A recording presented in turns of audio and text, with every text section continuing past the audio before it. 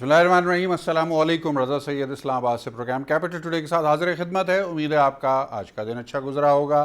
आज बजट इजलास जारी है। कौमी असम्बली के अंदर धुआंधार और तवील तकरीर की ख्वाजा मोहम्मद आसिफ साहब ने पाकिस्तान मुस्लिम लीग नवाज़ की नुमाइंदगी करते हुए, जिसका फिर उतना ही भरपूर और तवील जवाब देने की काविश की मोहतरम जनाब असद उमर साहब ने वफाकी हुकूमत की तरफ से। बज़ाहिर दोनों तकारीर का अगर जायज़ा लिया जाए तो सब्सटेंस के नाम पर तो शायद कुछ ज़्यादा नहीं मिलेगा, लेकिन हुकूमत और हिज़्ब इख्तिलाफ दोनों एक दूसरे के ऊपर तमाम तर ज़िम्मेदारी डालते हुए नज़र आ गए। मुल्क की उस मखदूश माशी सूरत हाल की कि जिसका पाकिस्तान के अवाम को इस वक्त सामना है। इस वक्त ही क्या, पिछले कई अरसे से ये सूरत हाल है, लेकिन बहरहाल हर हुकूमत यानी हर हुकूमत वक्त ज़िम्मेदार करार पाती है आवाम के हालात ज़िंदगी और उनके मामलात की निगहदाश्त और निगहबानी की। इस वक्त पाकिस्तान में तहरीक इंसाफ की हुकूमत का ये दूसरा बजट है। तकरीबन 2 साल मुकम्मल हो रहे हैं।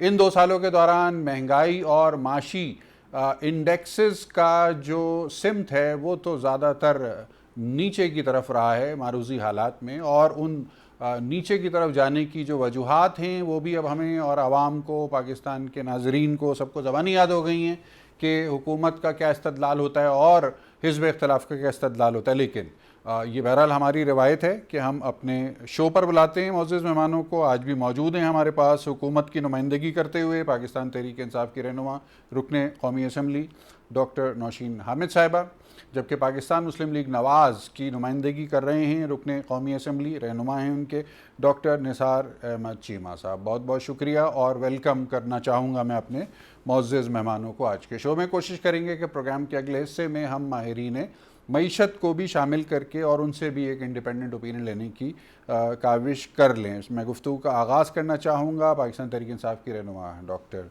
नौशीन हामिद साहिबा से। डॉक्टर साहब अस्सलाम वालेकुम। जी वालेकुम अस्सलाम। डॉक्टर साहब, बहुत सी खबरें हैं। वैसे तो मैंने जब स्पीच सुनी तो ख्वाजा आसिफ साहब की, तो उसमें सबसे ज़्यादा जो काबिल तारीफ़ बात है वो ये है कि उनका जो टेम्परामेंट है माशाल्लाह इस उम्र और इस सेहत में, उन्होंने 1 घंटे से ज़ायद जिस तरह से खड़े होकर मुसलसल और मुतवातिर तकरीर की है, तो उससे उनके स्टेमिना को यकीनन खिराज तहसीन पेश करना चाहूँगा मैं। और पाकिस्तान के अवाम भी खुश हैं कि हिज़्ब इख्तिलाफ की जो नुमाइंदगी है वो बहुत ही तवाना हाथों में है और वो बहुत पाकिस्तान के अवाम के हुकूक़ की तर्जुमानी भी कर रहे हैं। लेकिन असद उमर साहब ने जब जवाबी तकरीर की तो उसमें भी कुछ कमी नहीं थी एनर्जी की। सवाल ये है मेरा आपसे, पाकिस्तान के नाजरीन ये जानना चाहते हैं कि ये तकरीर और जवाबी तकरीर का जो एक डिबेटिंग कल्चर है हमारे यहाँ ख़ास तौर पर इस मौके पर देखने को आता है कि जब बजट पेश किया जाता है, कहीं ऐसा तो नहीं है कि इसके पीछे छुपा लिया जाता है उस सारी कार्रवाई को कि जो पाकिस्तान के अवाम पर महंगाई का बोझ मुंतकिल करने के लिए हुकूमत की जानिब से की जाती है? बिस्मिल्लाहिर्रहमानिर्रहीम। कि मैं ये जो बजट की जो डिबेट्स होती हैं ये जमहूरी निज़ाम का एक बहुत इम्पोर्टेंट हिस्सा होती है। और मैं समझती हूँ कि जब गवर्नमेंट बजट पेश करती है तो ये वो मौका होता है जिस वक्त ऑपोजिशन जो है उसको पूरी तरह से मौका दिया जाता है कि बजट के अंदर जो उनको कमजोरियां या खामियां या जहां पर भी उनको कोई बेहतरी की गुंजाइश नजर आती है उसको वो पॉइंट आउट करें। तो ये तो एक बहुत हेल्दी एक्सरसाइज है, इसलिए इन डिबेट्स को तो हमें इनकरेज करना चाहिए। देखें जी, इस वक्त मुल्क जो है वो एक बहुत अनयूजुअल किस्म के हालात से गुजर रहा है। और मैं समझती हूँ कि ये जो कोरोना की वबा का जो इशू है, गो के बार बार ख्वाजा आसिफ साहब ने ये कहा कि गवर्नमेंट जो है वो इसके पीछे छुपने की कोशिश करेगी, मगर अगर आप ग्राउंड रियलिटी देखें तो इस किस्म की कोई भी नेशनल कैलेमिटी या नेशनल इमरजेंसी आज तक पाकिस्तान की 70 साल हिस्ट्री में नहीं आई है। और ये इतना बड़ा एक कैलेमिटी है और एक इतना बड़ा एक इमरजेंसी है जिससे पूरा मुल्क क्या बल्कि दुनिया के तमाम ममालिक जो हैं वो अपसाइड डाउन हो गए हैं। जिस तरह से हमने देखा है कि अभी कल यूके के अंदर बात हो रही थी कि उनकी इकोनॉमी सुकड़ के सिर्फ 25% पे रह गई है। तो इससे ऐसे में हम तो एक ऑलरेडी अंडर डेवलप्ड कंट्री थे, तो ये कैसे मुमकिन है कि हम पर इसके असरात ना आते। और अगर ऑपोजिशन इस चीज को नहीं मानती और हमें ये कहती है कि हम इसके पीछे छुपने की कोशिश कर रहे हैं, तो मैं समझती हूँ कि ये थोड़ी सी ज्यादती है। हमारे साथ इस वक्त बहुत एक्सपीरियंस्ड और बहुत रिस्पेक्टेबल डॉक्टर चीमा बैठे हैं, वो खुद एक डॉक्टर हैं और जी। वो हेल्थ केयर सिस्टम्स को समझते हैं कितना ज्यादा प्रेशर है इस वक्त हेल्थ केयर सिस्टम्स पे और पूरे मुल्क की इकोनॉमी के ऊपर। मैं समझती हूँ कि जो भी समझ बूझ वाला इंसान है वो इस चीज को समझता है। ख्वाजा आसिफ साहब ने बहरहाल एक ऑपोजिशन लीडर की तकरीर करनी थी, उन्होंने तकरीर की, उन्होंने अपना मौके पेश किया। पर मैं समझती हूँ कि आपको मौजूदा हालात को देखते हुए इस वक्त इससे बेहतर बजट जो है वो नहीं आ सकता था, क्योंकि आपको बहुत सारी चीजों को मद्देनजर रखना था। आगे जाके मतलब जाहिर है बेसिक एतराज ये हो रहा है कि गवर्नमेंट, उन्होंने ख्वाजा आसिफ साहब ने जो एतराज किया कि गवर्नमेंट एम्प्लॉयज की पे नहीं बढ़ाई गई, तो आप ये देखें कि इस वक्त सूरत हाल गवर्नमेंट एम्प्लॉयज के पास तो फिर एक सोर्स ऑफ इनकम है। इस वक्त हमने तो उन तबकात को देखना है जिनके पास कोई सोर्स ऑफ इनकम नहीं है, दुरुस्त। जिनके पास कोई जरिया माश नहीं है और जो इसकी वजह से, कोरोना की वजह से सफर कर रहे हैं। तो कुछ एतराजात जो हैं वो उनके प्रैक्टिकल सॉल्यूशंस की तरफ नहीं थे। मैं समझती हूँ कि इससे बेहतर बजट और इतना प्रैक्टिकल बजट जो है वो इस वक्त यही हो सकता अच्छा, था। ठीक है, मैं दोबारा आपकी तरफ आता हूं, लेकिन मैं पहले डॉक्टर निसार चीमा से दो बातें आपके सामने रखना चाहता हूं। डॉक्टर साहब, अस्सलाम वालेकुम। जी वालेकुम सलाम जी। डॉक्टर साहब, सबसे पहले तो ख्वाजा आसिफ साहब की तकरीर के ऊपर मैंने खराज तहसीन पहले भी पेश किया और मैं दोहरा देता हूं, लेकिन उसमें एक छोटा सा कमेंट या शिकवा समझ लें उसको, वो ये कि जो इतनी तवील तकरीर फरमाई ख्वाजा मोहम्मद आसिफ साहब ने माशाल्लाह, उसमें कहीं पर भी तंजिया गुफ्तगू थी, हुकूमत पे तनकीद थी, जो कि बहरहाल अपोजिशन का इस इख्तलाफ का तुर्रा भी होता है और फ़र्श भी होता है, लेकिन उसमें कहीं पर कोई ऐसी बात मुझे नहीं सुनने को मिली कि जिसमें पब्लिक बेनिफिट की कोई बराह रास्त बात की गई हो। तो इसकी क्या वजह है? क्या ये महज एक डिबेटिंग सेशन ही है? देखिए रजा साहब, जिस तरह हमारी बहन डॉक्टर नशीन हामिद लोग फरमा रही थी, देखिए ये जो एक बहुत बड़ा क्राइसिस है जिससे हम गुजर रहे हैं, इसमें कोई शक नहीं कि बहुत बड़ा बुरहान है और पूरी कौम ने मिल के इससे निपटना है। असल बात यह है, मैं कई बार इसकी निशानदेही कर चुका हूँ कि ऐसी बात नहीं है कि हुकूमत की सफ़ों में काबिल लोग नहीं हैं। खुद देखें, डॉक्टर नशीन हामिद एक बड़ी माशाल्लाह बड़ी कमिटेड, बड़ी नोबल, बड़ी कॉम्पिटेंट एक डॉक्टर हैं। उनका बड़ा एक बैकग्राउंड है, बड़ा एक्सपीरियंस भी है। ऐसे लोगों से काम लेने की बजाय जब यह है कि वजारत सेहत हवाले करने के बाद इम्पोर्ट करते हैं लोग, तो ये बड़े हमें दुख होता है, बड़ा अफसोस होता है कि ये न सिर्फ ये कि अपोजिशन को एतमाद में नहीं लेते, बल्कि अपने लोगों को भी एतमाद नहीं करते। अपने लोग जो इनके कॉम्पिटेंट हैं, इनकी अपनी सफ़ों में मौजूद हैं, वो क्यों नहीं उनको वजारत सेहत क्यों नहीं सौंपते, क्यों नहीं उनको जिम्मेदारियां सौंपते। और आई एम श्योर कि ये डॉक्टर नशीन हामिद जैसी कोई अगर ये है कि इनके जिम्मे हो वजारत सेहत, तो ये बहुत बेहतर डिलीवर कर सकें, बहुत बेहतर इनकी कारकर्दगी हो और ये है कि वाकई परफॉर्म करके ये मुल्क कौम के हक में भी ज्यादा बेहतर हो। देखें, बात ये है कि हमने ये एक तिब्बी मसला है ये कोरोना का, मैं उसकी तरफ आता हूँ। ख्वाजा साहब के बारे में जो आपने फरमाया, एक तिब्बी मसला है, एक मेडिकल इशू है, सियासी मसला नहीं है। इसके ऊपर डॉक्टरों की राय को, WHO की राय को फैसला कुन अहमियत दी जानी चाहिए, की फोकियत दी जानी चाहिए, जो कि पहले दिन से हमने नहीं दी। हमने ये कि इस पर भी सियासत करती रही हुकूमत और यह है कि कोई फैसला ना कर पाई।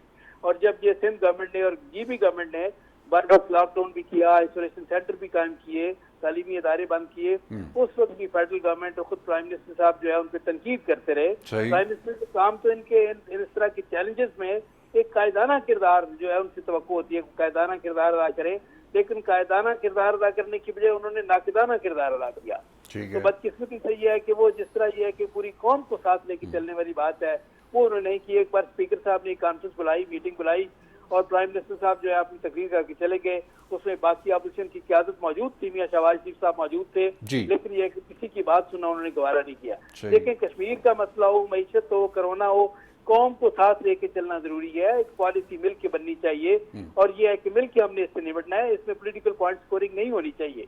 जहां तक ख्वाजा आसिफ साहब की आपने बात की, देखिए मेरी गुजारिश ये है कि उन्होंने जो बातें की हैं, उन्होंने अगर ये है कि ये जो तनख्वाहदार तबका है, हमारे मुलाजिम पेशा लोग हैं, जिसके बारे में ये है कि हमें ये गवर्नमेंट जो है वो पहले ये सबूत बात दिखाती रही कि ये कि हमने IMF को भी कायल कर लिया है कि जी तनख्वाहें हम बढ़ाएंगे, पेंशन बढ़ाएंगे, लेकिन ये है कि ये देखिए, मैं आपको बताऊं कि बड़े सीनियर लोगों को छोड़ दें, ग्रेड 22 की मैं बात नहीं कर रहा, जी आम जो बेचारे मिडिल क्लास लोग हैं, जो ये है कि ये जो मुलाजिम पेशा लोग हैं, सही सबसे ज्यादा बुरा हाल इनका है। ये वो सफेद पोश लोग हैं, ना किसी ठीक के आगे है। हाथ फैला सकते हैं, लेकिन ये है कि जो जो जितनी तनख्वाहें हैं और महंगाई ने जो पिछले 2 साल से जो जो जिस तरह एक के बाद दीगरे जी। इनके ऊपर बम गिराए हैं महंगाई के, जी।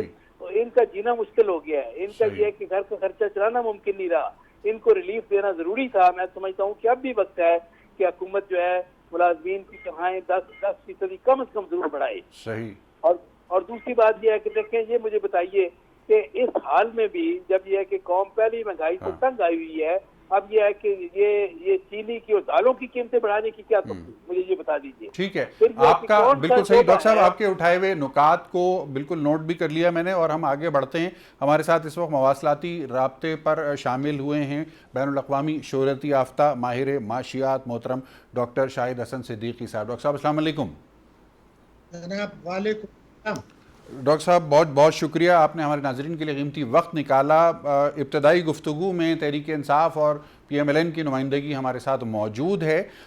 जो सवाल बहुत ज़्यादा पूछा जा रहा है नाज़रीन की तरफ से, आवाम की तरफ से, वो ये कि इस बजट में आवाम के लिए क्या रिलीफ है। ये सवाल आपके सामने मैं रखना चाहता हूँ। एक माहिर की नज़र से आपने किस तरह देखा इस बजट को, और वो क्या ऐसे नुकात हैं जिनके बारे में हम कह सकते हैं कि ये पब्लिक रिलीफ में शुमार किए जा सकते हैं। देखिए, बुनियादी बात यह है कि ये बजट एक ऐसे मुद्दे पर पेश किया गया है, जबकि मैं पूरी जिम्मेदारी से ये कह रहा हूँ कि फरवरी 2020 तक और माली साल 2019 जब कोरोना नहीं था, बेशतर माशी आदाफ थे वो हासिल नहीं हुए। मगर उससे ज़्यादा खराबी है, जिम्मेदारी मेरी है कि 2018 में जो इनको विरसे में इंडिकेटर्स मिले थे, कम से कम 9 इंडिकेटर्स अहम तरीन उससे ज़्यादा खराब हो गए। अब उसकी वजूहात हुकूमत को भी पता है, हमें भी पता है, लेकिन अब मसला जो आ रहा है आगे का, देखिए इस वक्त FDR का जो हदफ है वो 4,903 अरब रुपए का रखा गया है, जिसके मुताबिक हमें भी पता है कि ये रिवाइज होगा और इसको कम कर दिया जाए। लेकिन मैं ये कह रहा हूँ कि अगर 4,909 अरब रुपए का हदफ है और 2,873 अरब रुपया आपने सूदों को देना है NSC अवार्ड के तहत, तो हमारे पास बचता है 2100 अरब रुपया। अब हमारे पास सूद में हमें देने हैं 2,900 अरब रुपया, उससे ज्यादा, और दफा में देने हैं 1,200 अरब। तो यही 2,000 अरब का शॉर्टफॉल आ गया तो मुल्क कैसे चलेगा, ये एक बुनियादी सवाल है। लेकिन क्रिटिसाइज करने से कहीं बेहतर ये होता है कि हम हकाइक को देखें कि हम इस मुल्क के लिए क्या कर सकते थे, हुकूमत क्या कर सकती थी। मैं पहले आपको वो बता दूं कि अभी मोहतरमा ने जो बात की है, तहरीक इंसाफ की मोहतरमा हमारी भी लीडर है, तो सब लीडरों का एहतराम मैं करता हूँ, तमाम पार्टीज के, कि क्या हो सकता था, मैं आपको खिदमत में अर्ज कर देता हूँ। देखिए, आपको याद होगा कि जून जुलाई में जो टैक्स एमनेस्टी आई थी पाकिस्तान में, वो पाकिस्तान की और दुनिया की तारीख में चोरों को सबसे ज्यादा मराद दी गई थी, इतनी कहीं दुनिया में नहीं दी गई ना पाकिस्तान। अब देखिए, मैं या आप अगर 30% टैक्स देते हैं, तो उन्होंने ये कहा कि बिल्डिंग खड़ी है पाकिस्तान के अंदर खड़ी है, बिल्डिंग चोरी के पैसे की और रिश्वत के पैसे की, उस पर 1.5% 1.5% टैक्स दें तो माफ कर दिया जाएगा। उसकी कोई जरूरत नहीं थी, मगर चलो दे दिया। और भी ऐसी तरीके से, लेकिन उसमें कानून बड़ा अच्छा रखा गया था। कानून था कि जो लोग इससे फायदा नहीं उठाएंगे, हम उनके असासे जब्त कर लेंगे। तो मैंने जो हुकूमत को डिटेल दी थी वो मैं दोहरा देता हूँ 1 मिनट के अंदर। आप किसी के असासे जब्त करें, जिन असासों की तफसील हुकूमत के पास मौजूद है, जो हुकूमत के तरस में है, उन पर टैक्स लेते। मिसाल के तौर पर एक आदमी ने कौमी बचत स्कीमों में 1 करोड़ रुपया लगाया हुआ है और उसने डिक्लेयर किया इनकम टैक्स को 25,000, तो हम 99 टैक्स 75,000 पर टैक्स लेने में क्या दुश्वारी है।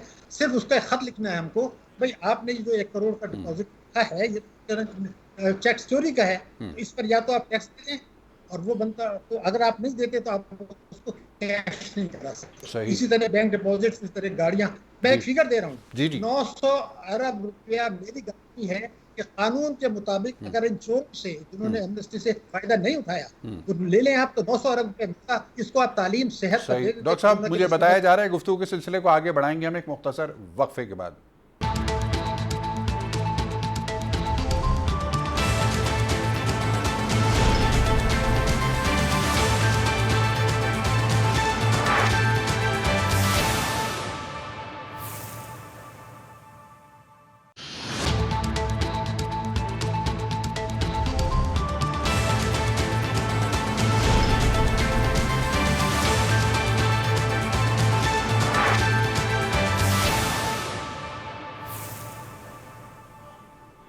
अजीब वक्फे के बाद खुश आमदीद। हमारे साथ मौजूद हैं पाकिस्तान तहरीक इंसाफ की रहनुमा रुकन कौमी असम्बली डॉक्टर नौशीन हामिद साहिबा, जो कि पार्लिमानी सेक्रेटरी भी हैं वजारत की हेल्थ के हवाले से। तो हम ख़ास तौर पर कुछ आदाद शुमार हैं वो भी मैं रखना चाहूँगा आपके सामने। और जनाब असद उमर साहब से मंसूब एक मीडिया टॉक है जिसके अंदर उन्होंने बरतानिया के किसी तहकीकी इदारे की एक प्रोजेक्टेड जो नंबर्स हैं उसके हवाले से उन्होंने बात की थी। उन्होंने कहा था कि मिड अगस्त तक पाकिस्तान में पीक होने जा रही है कोविड की, और एक ख़ास तादाद उन्होंने बताई थी जिसको दोहराने की मुझे हिम्मत नहीं हो रही।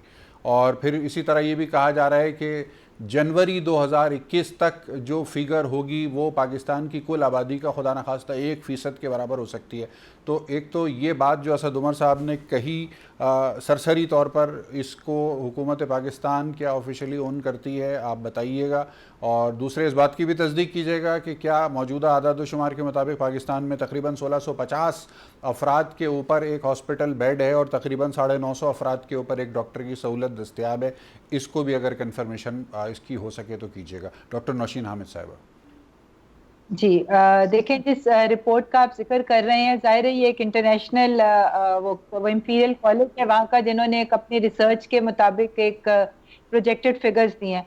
मगर ये याद रखिएगा कि ये प्रोजेक्शंस हैं, ये प्रोजेक्टेड फिगर्स हैं, और इसके ऊपर जब एग्रेसिव स्टेप्स लिए जाते हैं, जब भी इस किस्म की कोई फिगर्स आते हैं, तो वो उन्होंने मौजूदा सूरत हाल देख के ये किया है, जिसके अंदर फिलहाल कोई लॉकडाउन नहीं था। टेस्टिंग कैपेसिटी हमारी इस वक्त जितनी है उसके मुताबिक उन्होंने ये फिगर्स जो हैं वो दिए हैं। मगर इसके लिए हुकूमत जो है वो बहुत अग्रेसिव स्टेप्स जो है वो अब लेने जा रही है, क्योंकि जिस तरह से हमने देखा कि अवाम ने बिल्कुल हुकूमत के साथ ताउन नहीं किया, और गवर्नमेंट की जितनी एडवाइजरीज इशू हुई थी, जितने SOPs दिए गए थे, उनके ऊपर अमल दरामद जो है वो तकरीबन ना होने के बराबर किया गया। तो अब इसमें जो स्टेप्स इस वक्त गवर्नमेंट लेने जा रही है, उससे इंशाल्लाह ताला में उम्मीद है कि ये प्रोजेक्शंस जो हैं ये इस तरह नहीं होंगी जिस तरह उन्होंने बताया है। सबसे पहले तो ये है कि टेस्टिंग कैपेसिटी, जब आपने किसी वबा को कंट्रोल करना है तो 2-3 मेन चीजें होती हैं। एक होता है अग्रेसिव टेस्टिंग, होती है कि टेस्टिंग की तादाद बहुत ज्यादा बढ़ाई जाए। जिस दिन हम लोगों ने ये वबा आई थी तो मार्च में उस वक्त पाकिस्तान में 4 लेबोरेटरीज थी जो ये टेस्ट कर रही थी। आज उन लेबोरेटरीज की तादाद जो है वो 107 हो गई है, और ये डेली बेसिस के ऊपर इनकी तादाद में इजाफा होता चला जा रहा है। और उस वक्त टेस्टिंग जो थी वो आपने देखा है कि कुछ 100 से 1000 1200 से शुरू हुई। आज हम लोगों ने तकरीबन 30,000 की टेस्टिंग कर ली, और ये जो 107 लेबोरेटरीज है इनकी कैपेसिटी टेस्टिंग की तकरीबन 46,000 की है। और जिस तरह असद उमर साहब ने उसके साथ साथ ये भी बताया है कि जुलाई के महीने में हम इसको 1,00,000 से ऊपर लेकर जाएंगे डेली टेस्टिंग पे, और इसके लिए पूरी तरह से तैयारियां हो रही हैं। और अब जिस तरह हमने एक ये माइलस्टोन अचीव किया है कि नस जो है वो हमारी अपनी लोकल किट्स भी बनने जा रही है, जिससे ये जो 90% इफेक्टिव भी होंगी और वो 1/3 कीमत पर भी होंगी। तो उसकी वजह से भी जो है ये हमारी टेस्टिंग कैपेसिटी है वो बहुत तेजी से बढ़ेगी। उसके अलावा वेंटिलेटर्स, जो जिस दिन ये वबा शुरू हुई थी तो पूरे पाकिस्तान में 2200 वेंटिलेटर्स पब्लिक सेक्टर हॉस्पिटल्स में अवेलेबल थे। आज आपने देखा है कि वेंटिलेटर्स की तादाद में भी खातिर ख्वाह इजाफा हुआ है। मगर इससे ज्यादा जरूरी जो है, डॉक्टर साहब भी मेरे साथ एग्री करेंगे कि खाली वेंटिलेटर्स की, ICU बेड्स की नहीं, बल्कि हमें हाई डिपेंडेंसी यूनिट में ऑक्सीजन बेड्स की जो है वो बहुत जरूरत है। जून के एंड तक उनमें 1000 बेड्स का इजाफा होगा, और जुलाई के महीने में तकरीबन 2000 नए बेड्स जो हैं वो ऑक्सीजन वाले बेड्स जो हैं वो ऐड करेंगे। तो ये तमाम वो स्टेप्स हैं जो कि इस वबा से निमटने में जो है एक बहुत इफेक्टिव रोल अदा करेंगे। और हम सबकी दुआ भी यही है और कोशिश भी यही है कि जो ये प्रोजेक्टेड फिगर्स दिए गए हैं ये गलत साबित होंगे इंशाल्लाह ताला। अच्छा, अब डॉक्टर साहबा ये सवाल मेरा आपसे पूछना बनता नहीं है, लेकिन बहरहाल मैं एज अ कमेंट कहने पे मजबूर हूँ, और मेरा ख्याल है डॉक्टर निसार चीमा इसके ऊपर ज़्यादा बेहतर तौर पर कमेंट कर सकते हैं। बल्कि निसार चीमा साहब ये आपसे ही सवाल है, असद उमर साहब क्यों आके किसी ऐसी रिसर्च के बारे में गुफ्तगू फरमाते हैं कि जिसके आदाद शुमार बहुत ही खौफनाक हैं? क्या डॉक्टर नौशीन हामिद से हमें नहीं एक्सपेक्ट करना चाहिए कि ये रिप्रेजेंट करें गवर्नमेंट को, और being a professional doctor, senior doctor, ये आके बताएं क्या वजह है इसकी कि असद उमर साहब को ये स्पीचेस करनी पड़ रही हैं? नहीं, ये देखें, बिल्कुल आपने सही कहा। ये जो एक असूल होता है, right man for the right job, उसके असूल पे अमल नहीं किया जा रहा किसी शोबे में, किसी वजारत में। देखें, अगर इस उसूल पे अमल हो तो वजारत सेहत का कलमदान जो है डॉक्टर नसीर हामिद के पास हो और वही आके बताएं कि ये सूरत हाल है और वो जो है कौम को गाइड भी करें। और ये कि देखें SOPs के बारे में, प्रोटोकॉल के बारे में देखें, हुकूमत का काम होता है सेंसिटाइज करना, लोगों को एजुकेट करना। देखें बात यह है कि देर आए दुरुस्त आए, अगर ये बात सही है कि आप ये टेस्टिंग कैपेसिटी हमने काफी बढ़ा ली, लेकिन आपको रजफर याद होगा कि प्राइम मिनिस्टर साहब ने एक बार कौम को एड्रेस करते हुए फरमाया कि हमने तो 15 जनवरी को फैसला कर लिया था कि हमने इनिशिएटिव लेने हैं, कोरोना के खिलाफ स्टेप लेने हैं, लेकिन 15 जनवरी के बाद 2 महीने बाद तक अंदाजा कर ले कि पंजाब में पब्लिक सेक्टर में सिर्फ एक लेबॉर्ट्री थी और वो थी एड्स कंट्रोल प्रोग्राम के तहत लेबॉर्ट्री थी जो मियां शहबाज शरीफ के दौर में बनी थी। वहां पे सिर्फ ये है कि ये टेस्ट हो रहे थे और हालांकि ये है कि हम बाकी लेबॉर्ट्रीज को अपग्रेड करते to the level of bio safety level 3 इसको कहते हैं, जहाँ कोरोना टेस्ट हो सकते हैं। तो ये 1 हफ्ते का काम था जो हम ये मुकम्मल करने में हमने ये 8-10 हफ्ते लगाए, लेकिन चलें देर आए दुरुस्त आए। लेकिन मैं फिर कहूंगा कि जब तक ये right man for the right job के असूल पे अमल पैरा नहीं होती हुकूमत, उस वक्त तक ये है कि हम किसी खैर की तवक्को नहीं कर सकते। अच्छा, तो वजीर सेहत के लिए स्पेशल असिस्टेंट हैं प्राइम मिनिस्टर के पास, वो बहरहाल डॉक्टर हैं। मैं गुजारिश करता हूँ जी, देखिए मैं गुजारिश करता हूँ कि वो जो स्पेशल असिस्टेंट हैं उन्होंने पाकिस्तान में किसी अहम असाइनमेंट पे कभी काम नहीं किया, उनको पाकिस्तान के सिस्टम का पता ही नहीं है। वो WHO से आए हैं, वही उन्होंने वापस चले जाना है ना, उनके यहाँ वही उन्होंने वापस चले जाना है। बड़ी दिलचस्प बात आपने कर दी डॉक्टर शाहिद हसन सिद्दीकी साहब, ये क्या मामला है? हुकूमत में कलीदी ओहदों के ऊपर बाहर से लोग आते हैं और वापस भी बाहर ही चले जाते हैं। क्या पाकिस्तान में made in Pakistan, trained in Pakistan, served in Pakistan माहिरीन की कोई कमी है आजकल? जो कुछ हम ये कर रहे हैं उसके बाद जी डॉक्टर शाहिद हसन सिद्दीकी साहब। देखिए मैं आपसे अर्ज कर दूं, मैंने जो पाकिस्तानी सीनियर कंसल्टेंट है अमेरिका में और यूरोप में, वो सीनियर कंसल्टेंट उनमें से 1 दर्जन लोगों से बात की है। वो मेरी फैमिली के लोग जो है वो सीनियर कंसल्टेंट हैं अमेरिका और यूरोप में।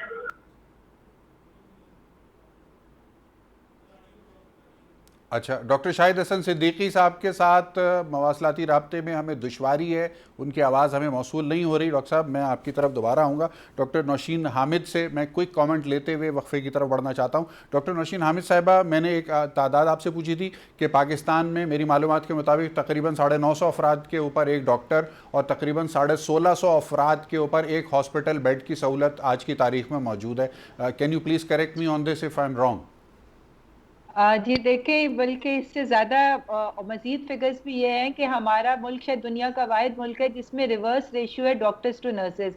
पूरी दुनिया में एक डॉक्टर के साथ 5 या 6 नर्सेज होती हैं और हमारे मुल्क में जो है वो 5-6 डॉक्टर्स के साथ एक नर्स होती है। तो ये फिगर्स तो वाकई इसी तरह से ही हैं और इसकी वजह यही है कि हेल्थ सेक्टर के ऊपर पिछले ज़मानों में उस तरीके से काम नहीं हुआ है, ना उस तरह से इस पब्लिक सेक्टर के हॉस्पिटल्स को प्रमोट किया गया और ना ही डॉक्टर्स और पैरामेडिकल स्टाफ की तादाद बढ़ाने के लिए कोई मौसर इकदाम किए गए हैं। तो ये गैप तो हमारे मुल्क में है और इंशाअल्लाह ताला पाकिस्तान तहरीक इंसाफ का मंशूर है कि हमने हेल्थ सेक्टर के अंदर जो है वो रिफॉर्म्स लाने हैं और इंशाल्लाह इसमें जो है वो चेंजेस आएंगे और बेहतरी की तरफ जाएंगे हम लोग इंशाल्लाह। क्या कोई प्रोजेक्ट पाइपलाइन में है आपकी मिनिस्ट्री में ऐसा कि जिसमें इस गैप को ओवरकम करने के लिए कुछ पॉलिसी डिसीजंस लिए जा रहे हों? जी बिल्कुल, देखें जी, नर्सेस जो हैं वो उनकी बहुत सीवियर शॉर्टेज है। जिस तरह मैंने आपको बताया कि 5-6 डॉक्टर्स के साथ एक नर्स होती है, ये रेशियो है हमारे पास, जबकि ये रिवर्स होना चाहिए।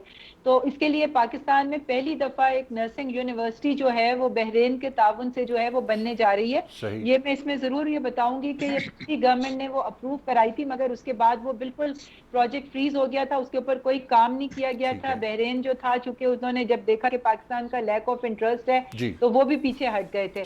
पाकिस्तान तहरीक इंसाफ की गवर्नमेंट ने उसको दोबारा से जो है वो इनिशिएट किया है और अब इंशाल्लाह ताला ये पहली पब्लिक सेक्टर यूनिवर्सिटी होगी एक इंटरनेशनल स्टैंडर्ड्स की नर्सिंग के लिए, जो कि इस्लामाबाद में बनने जा रही है। इसी तरह नर्सिंग के अंदर जो है बहुत सारे रिफॉर्म्स जो हैं वो लाए जा रहे हैं। नर्सिंग के कोर्स को अपडेट किया जा रहा है, डिप्लोमा खत्म करके उसको BSN नर्सिंग यानी BSc के लेवल की नर्सिंग प्रोग्राम की तरफ हुकूमत की खुसूसी तवज्जो है। गुफ्तगू के सिलसिले को आगे बढ़ाएंगे एक मुख्तसर वक्फे के बाद।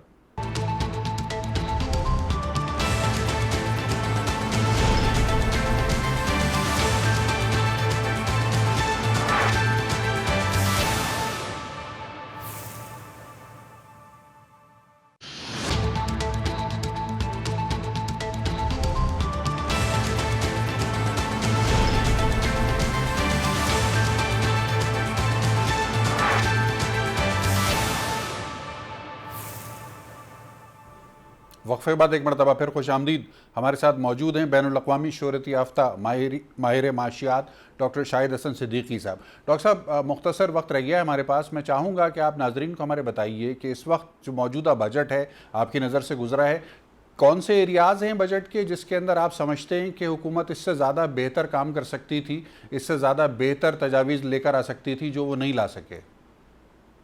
देखिए, मैं तो पॉजिटिव तजावीज़ की बात करूंगा सिर्फ। पहला है रोजगार। इस वक्त पाकिस्तान में जो सबसे बड़ा मसला है वो है अनएम्प्लॉयमेंट। उसका मेरी बिल्कुल तजवीज़ है कि हुकूमत के बजट पर 1 रुपए का भी फर्क नहीं पड़ेगा। अच्छा। और लाखों लोगों को रोजगार मिल जाएगा। उसका है कि आप ये देखिए कि पाकिस्तान में बैंकों ने 51,000 बोरोर्स को 7,000 अरब रुपए के कर्ज हुए हैं, सिर्फ 51,000 बोरोर्स को। मेरी तजवीज़ ये है कि आप एहसास प्रोग्राम को माइक्रो फाइनेंस से मुंसलिक कर दें। प्लम्बर, इलेक्ट्रीशियन, कारपेंटर, दर्जी, घरेलू खवातीन, छोटे किसान, इन सब को मिसाल के तौर पर आप ये कहते हैं कि 2 लाख रुपए एक आदमी को चाहिए है रोजगार शुरू करने के लिए, तो बैंकों से ये कहा जाए कि 1.5 लाख रुपए का कर्जा फराहम करें।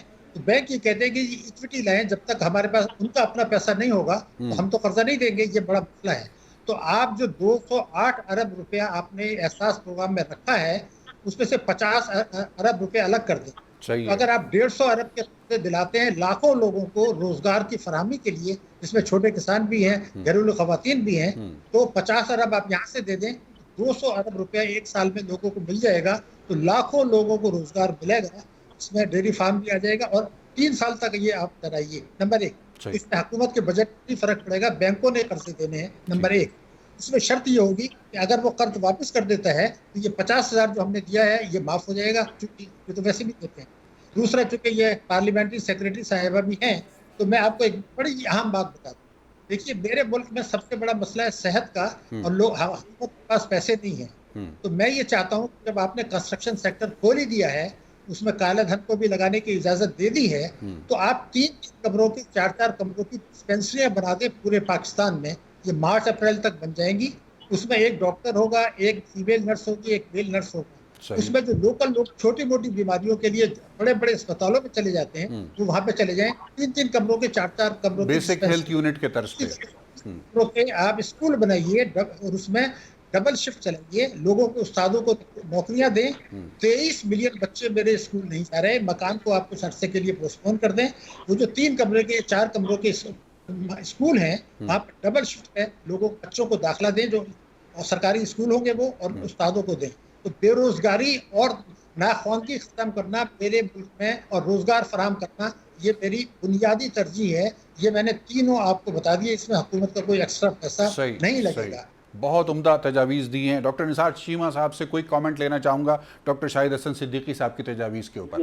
ये देखिए, ये जो डॉक्टर साहब ने बात की कि बेसिक यूनिट से नीचे पहले भी हमारा एक सेटअप है, गवर्नमेंट रूरल डिस्पेंसरी उसको कहते हैं, GRD। उसी तर्ज पे डॉक्टर साहब ने वो तजवीज़ दी है कि वहाँ उस तरह की गवर्नमेंट रूरल डिस्पेंसरीज बनाई जाएँ। ये जो बेसिक यूनिट है रजा साहब, उसके लिए 2 एकड़ जगह की जरूरत होती है। गवर्नमेंट रूरल डिस्पेंसरी के लिए सिर्फ 2 कनाल जगह काफी होती है। अच्छा। और उसमें तकरीबन वही मैन पावर, डॉक्टर भी है, डिस्पेंसर भी है, LHD भी है, और मैं समझता हूँ कि काफी स्टाफ होता है। इस तरह का जो बुनियादी जो मसाइल होते हैं, तिब्बी मसाइल, वो उनसे वो बिल्कुल निमट सकता है। और ये कि रेफर भी करना हो पेशेंट को तो रेफर कर सकता है। ये बिल्कुल उम्दा तजवीज़ है। और हम तो खुद इससे बड़ी ये है कि मैं तो आपको बताऊं कि मैं तो अपने हल्के में बहुत ज्यादा हमने गवर्नमेंट रूरल डिस्पेंसरीज कायम करवाई थी अल्लाह ताला के फजल करम से, और ये बड़ी अच्छी तजवीज़ है। इस पर पूरे मुल्क में अमल होना चाहिए। दूसरी बात जो है, देखिए, बात यह है कि जो सनत का पहिया जो है रुक चुका है, यह है कि ना गैस है, ना ये है कि वहाँ पे बाकी सहूलतें हैं। बात यह है कि सनत के पहिए को नए सिरे से रवा दवा करने की जरूरत है, और इसके लिए बहुत ज्यादा इंसेंटिव देने की जरूरत है। ज़राअत हमारे मुल्क में मईशत की रीढ़ की हड्डी है, लेकिन ये ज़राअत की तरफ भी हुकूमत ने बिल्कुल आंखें बंद की हुई है और कोई उनको इंसेंटिव नहीं दिया। ज़राअत में यह है कि ये सच्ची बात यह है कि इस बजट में ये किसानों को बिल्कुल बुरी तरह नजरअंदाज किया गया है। ज़राअत और सनत दोनों बड़े जो शोबे हैं उनको नजरअंदाज किया गया है। इसकी तरफ तवज्जो देने की जरूरत है। जिस तरह मैंने कहा कि ये जो तनख्वाहदार तबका है उसको भी नजरअंदाज नहीं करना चाहिए था। 10% तनख्वाहें जरूर बढ़नी चाहिए थी, और पेंशन में भी इजाफा होना चाहिए था। ठीक है, बहुत बहुत शुक्रिया। डॉक्टर नौशीन हामिद साहिबा, अब इख्तितामी मराहिल हैं, अगर नाजरीन को हम ये बता सकें आपकी तवज्जो से, आपके ताउन से, कि इस साल जो हेल्थ केयर का बजट है, सेहत आमा का बजट है, उसमें कितना इजाफा किया गया है पिछले साल के मुकाबले में, तो आवाम को शायद थोड़ा सा रिलीफ मिलेगा ये सुनकर कि हुकूमत ने सेहत के लिए अपनी तरजीहात को किस तरह से रीडिफाइन किया है। जी देखें, इस वक्त कोरोना की वजह से तो ऑटोमेटिकली वैसे ही हेल्थ की तरफ जो है वो बहुत ज़्यादा फोकस था और बहुत ज़्यादा अमाउंट जो है वो डायरेक्टली या इनडायरेक्टली कोरोना की रिलीफ के लिए जो है वो रखा गया है, चाहे वो हेल्थ केयर सिस्टम के अंदर हो या वैसे लोगों को जो है रिलीफ देने के लिए किया गया है। मगर इसके साथ मैं आपको ये बताऊंगी कि हमारे फेडरल गवर्नमेंट ने जो है इस दफ़ा चूँकि सुप्रीम कोर्ट का एक ऑर्डर था कि 3 हॉस्पिटल्स जो हैं कराची के और एक हॉस्पिटल लाहौर का जो है कि वो फेडरल गवर्नमेंट का हॉस्पिटल था, जो पिछले दौर में किसी कंफ्यूजन की वजह से जो है वो टेम्परेरी प्रोविंसेस के पास चला गया था, तो उसके लिए इस दफा फेडरल गवर्नमेंट ने जो है बजट के अंदर 13 अरब रुपया रखा है, जिससे ये चारों जो फेडरल गवर्नमेंट के हॉस्पिटल्स जो हैं ये जो है चलाए जाएंगे। और मुझे उम्मीद है कि इस ये बजट रखने से ये जो लाहौर का और जो तीनों कराची के हॉस्पिटल्स हैं उसमें आपको एक खातिर ख्वाह जो है वो एक बेहतरी जो है वो इसमें नजर आएगी। तो जाहिर है कि वो हेल्थ के बजट के ऊपर फोकस तो है और प्राइमरी हेल्थ केयर के ऊपर गवर्नमेंट का ज्यादा फोकस है, क्योंकि हम ये चाहते हैं कि टर्शरी के जो हॉस्पिटल्स हैं, बड़े वाले हॉस्पिटल्स, उनके ऊपर से बर्डन जो है वो कम हो और जो छोटी मोटी बीमारियां जिसके लिए लोग बड़े हॉस्पिटल्स की तरफ भागते हैं उसके बजाय उनका जो है उनके डोर स्टेप पे उनके यूनियन काउंसिल्स के अंदर या उनके तहसील हेडक्वार्टर्स के अंदर और ये BHUs के अंदर जो है उसकी ट्रीटमेंट रूरल हेल्थ सेंटर्स में हो जाए। तो हमारा मेन फोकस जो है बजट का वो इस वक्त प्राइमरी हेल्थ केयर की तरफ है कि उसको स्ट्रेंथन करने की जरूरत है और प्रिवेंटिव हेल्थ केयर की तरफ है, ताकि जो बीमारियां हैं उनमें कंट्रोल उसको बेसिक लेवल पे ही किया जा सके। बहुत बहुत शुक्रिया मेहमान गिरामी, कीमती वक्त दिया हमारे नाजरीन के लिए और बड़ी अच्छी मालूमात भी हमें हासिल हुई, ख़ास तौर पर कि हुकूमत की तरजीहात में प्राइमरी हेल्थ केयर को इस वक्त बहुत ज़्यादा तरजीह दी जा रही है और उसकी वजह गालिबन यही है कि इस वक्त कोविड ने पूरी दुनिया के साथ साथ पाकिस्तान के अवाम को और हुकूमत को भी इस बात से पूरी तरह से आगाह कर दिया है कि हेल्थ केयर को मज़ीद निगलेक्ट नहीं किया जा सकता। इंसानी सेहत, इंसानी ज़िंदगी इसके साथ जुड़ी हुई है। सेहत आमा के मामला जब तक बेहतर नहीं होंगे, ना एक सेहतमंद माशरा बन सकता है, ना एक सेहतमंद कौम बन सकती है और ना ही किसी और हवालों से इंसानी तरक्की मुमकिन हो सकती है एक ऐसे माशरे की कि जहाँ पर सेहत आमा की सहूलियात कमज़ोर हों या नापैद हों। कोविड अभी भी मौजूद है, कोरोना तेज़ी से बढ़ रहा है। तमाम स्टडीज़ ये इंडिकेट कर रही हैं कि पाकिस्तान में कोरोना का फैलाव तेज़ तर होता चला जा रहा है। इस हवाले से हम हम रोज़ाना ये बात आपके सामने दोहराते हैं और हुकूमत भी अब ये कह रही है कि पाकिस्तान के अवाम को अपनी ज़िम्मेदारी अदा करनी है और ये ज़िम्मेदारी उन एहतियातों पर अमल दरामद की सूरत में ही मुमकिन होगी कि जिसके नतीजे में शायद हम और आप कोरोना से तादेर महफूज रह सकते हैं, क्योंकि एहतियात के अलावा फ़िलहाल कोविड का कोई इलाज मौजूद नहीं है। अपना बहुत ख्याल रखिए, एहतियात जारी रखिए। कल आपकी खिदमत में दोबारा हाजिर होंगे। जी पाकिस्तान के लिए।